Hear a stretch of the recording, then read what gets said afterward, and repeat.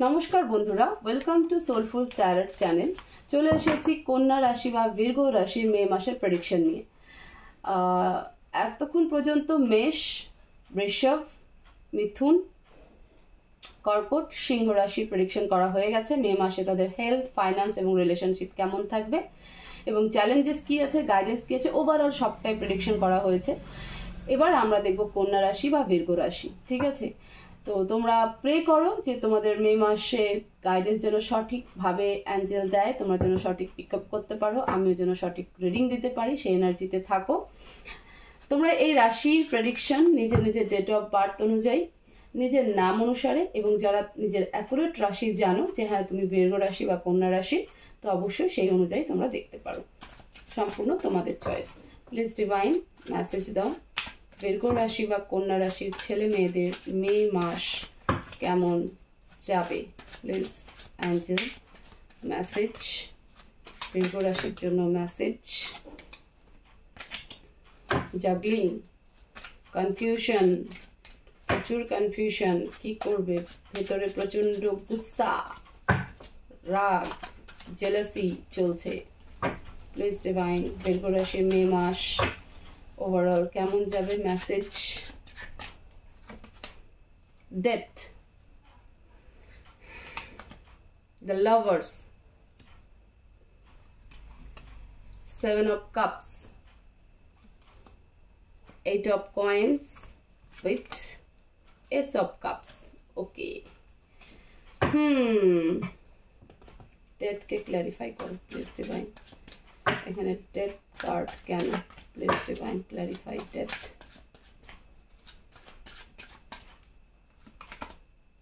Ace of Wands, 4 of Swords and Page of Cups. Okay, I got it. Okay, দেখো financially সবার প্রথমে বলি, আমি যে কারণে ক্লিয়ারিফাই করলাম যে কেন ডেথ কার্ড ফাইন্যান্সিয়ালি যেটা হচ্ছে সেটা হলো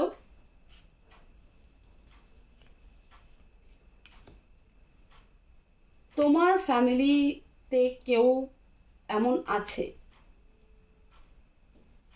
ছোট, তোমার থেকে বয়সে ছোট, সে তোমার ছেলে হোক, তোমার ভাই হোক, তোমার বোন হোক, এমন কেউ আছে বা তোমার কোনো বন্ধু বান্ধবী আছে যে তোমার থেকে এজে ছোট, সে তোমার কাছ থেকে পয়সা তো নেবে বাট রিটার্ন করবে না, এবং অল্প কিছু নয় বেশ কিছুটা কিন্তু পয়সা টাকা তোমার কাছ থেকে নেবে এবং নিয়ে সে কিন্তু তোমাকে আর কখনো রিটার্ন করবে না। ফলে তুমি একটা তোমার যা সেভিংস ছিল সবটা চলে যাবে। এটা একটা প্রেডিকশন। কিছু জনের ক্ষেত্রে তুমি তোমার নিজের যে সন্তান রয়েছে তার পেছনেই কিন্তু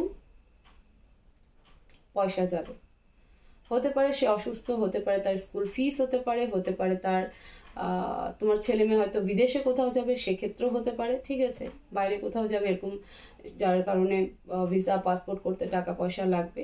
এখানে মেজরলি যেটা দেখা যাচ্ছে সেটা হলো সব থেকে বেশি যে ক্রাইসিসটা হবে সেটা প্রচণ্ড পেনফুল একটা ক্রাইসিস কিন্তু তোমার দাঁড়াবে, এবং সেটা তোমার যার জন্য দাঁড়াবে সে তোমার বয়সে ছোট। এটা একটা প্রেডিকশন। 2 নম্বর প্রেডিকশন আমি বললাম তোমার নিজের সন্তানের জন্য কিন্তু একটা হিউজ মানি লস কিন্তু হতে চলেছে। Be careful. যদি তোমার মনে হয় যে তোমার ছেলে মেয়ে একটু অন্য পথে যাচ্ছে, বা যদি দেখো এখনো যে তোমার ছেলে মেয়ে যদি খুব ছোট বাচ্চা হয় 10, 12, 13 বছরের, যদি দেখো যে সে শারীরিকভাবে বা মানসিকভাবে কোনো কারণে অসুস্থ, তাহলে অবশ্যই এখনই ট্রিটমেন্ট করাও। মে মাস তোমার জন্য বলবো না, বাট তোমার বাচ্চার জন্য বা তোমার থেকে বয়সে যারা ছোট তার জন্য কিন্তু খুব একটা ভালো যাচ্ছে না। তোমার লস হবে শুধু ফাইন্যান্সিয়ালি, এবং একটা হিউজ লস কিন্তু হবে। ওকে, হেলথে দ্য লাভার্সকে ক্ল্যারিফাই করো please divine, clarify the lovers. হেলথে দ্য লাভার্স কার্ড কেন, please divine. 8 of Cups, King of Coins, 5 of Wands. হেলথে স্বাস্থ্যের দিকে তোমরা সম্পর্কে একটু ডিস্ট্রাকশন থাকবে। ঠিক আছে, হাজব্যান্ড ওয়াইফের মধ্যে টাকা পয়সা নিয়ে একটা ইস্যু হবে। আই গেস যতদূর আমার মনে হচ্ছে তোমাদের সন্তানের কোনো একটা ইস্যু হতে চলেছে মে মাসে, যেটা নিয়ে তোমাদের দুজনের মধ্যে, তোমাদের দুজনেরও হেলথ খারাপ হবে, ঝগড়া হবে, ফলে মেন্টালি প্রবলেম হবে এবং মানসিকভাবে তোমরা কিন্তু অসুস্থ থাকবে। ঠিক আছে, সম্পর্কেও কিন্তু কনফিউশনের মধ্যে তুমি থাকবে। 7 অফ কাপসকে ক্লারিফাই করো please divine, clarify 7 of cups. প্রচুর কনফিউশন থাকবে রিলেশনশিপে, কারণ একদিকে ফাইন্যান্সিয়াল ক্রাইসিস, ফলে দুজনের মধ্যে আর্গুমেন্টে মেন্টাল হেলথ ডিস্টার্ব থাকবে। ওকে, সে কারণে কিন্তু কনফিউশনে থাকবে যে কি করে সবটা ঠিক করবে, কি করে ফাইন্যান্স ঠিক করবে, কি করে নিজেদের রিলেশনশিপ ঠিক করবে, কারণ সবটাই তোমার উপরে রেসপন্সিবল, তোমাকেই দেখতে হয়। তো সে কারণে কিন্তু তোমার রিলেশনশিপটা কিন্তু একটা কনফিউশনের মধ্যে দিয়ে যাবে, যে তুমি বুঝতে পারবে না। ইমোশনালি তো অবশ্যই অ্যাটাচ থাকবে, বাট কনফিউশনের মধ্যে দিয়ে কিন্তু তোমার রিলেশনশিপ যাবে। 10 অফ কয়েন্স, আমি যেটা বলছিলাম যে তোমার উপরে প্রচুর রেসপন্সিবিলিটি এবং প্রচুর বার্ডেন, বাট তুমি বুঝতে পারছো না যে তোমার কি করা উচিত। কারণ একদিকে এখানে অসুস্থ, ফলে দুজনের মধ্যে আর্গুমেন্টে নিজেদের মেন্টাল হেলথ খারাপ তোমার এবং তোমার পার্টনারের, এবং আরেক ফলে সেক্ষেত্রেও কিন্তু রিলেশনশিপ তোমার খারাপ হয়ে যাচ্ছে, কারণ তোমার উপরে প্রচুর লোকের রেসপন্সিবিলিটি রয়েছে এবং তোমার উপরে বার্ডেন রয়েছে যে তুমি কি করে করবে, ফাইন্যান্সিয়াল স্টেবল কি করে করবে, সবার চাহিদা কি করে পূরণ করবে, সবার খুশি কি করে রাখবে, সবাইকে ভালো কি করে রাখবে। এই যে কনফিউশন যে কোন দিকে যাবে, কিভাবে যাবে, এটাই কিন্তু রিলেশনশিপ থেকে তোমাকে ডিটাচ করে নিয়ে যাচ্ছে। ইমোশনালি তুমি রিলেশনশিপে ইনভলভ এবং প্রত্যেকটা রিলেশনশিপে ইনভলভ। প্রত্যেকটা রিলেশনশিপ মানে ওয়াইফ, যদি তুমি হাজব্যান্ড হও তাহলে তোমার ওয়াইফের সাথে, যদি তুমি ওয়াইফ হও তাহলে তোমার হাজব্যান্ডের সাথে, ইকুয়ালি তুমি তোমার বাবা মার সাথে ইমোশনালি ইনভলভ, ইকুয়ালি তুমি তোমার শ্বশুর শাশুড়ির সাথে ইমোশনালি ইনভলভ। ঠিক আছে, ইকুয়ালি তুমি তোমার বন্ধু বান্ধবের সাথে ইনভলভ, ইকুয়ালি তুমি তোমার প্রফেশনালি ইনভলভ। তো ইমোশনাল দিক থেকে দেখতে গিয়ে তোমার উপরে প্রচুর রেসপন্সিবিলিটি, এবং সেই ক্ষেত্রে কিন্তু কোনো সম্পর্ককেই ঠিক মতন ব্যালেন্স করতে পারছো না।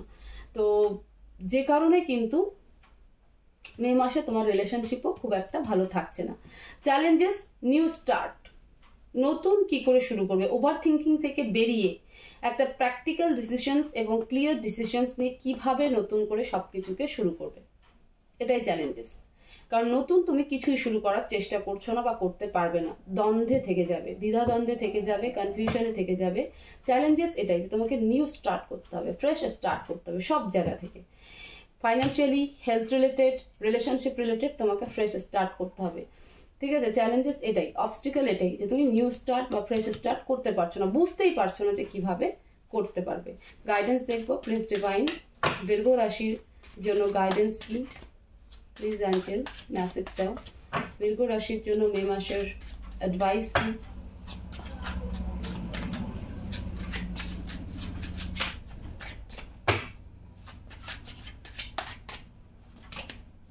The Hierophant, the Chariot.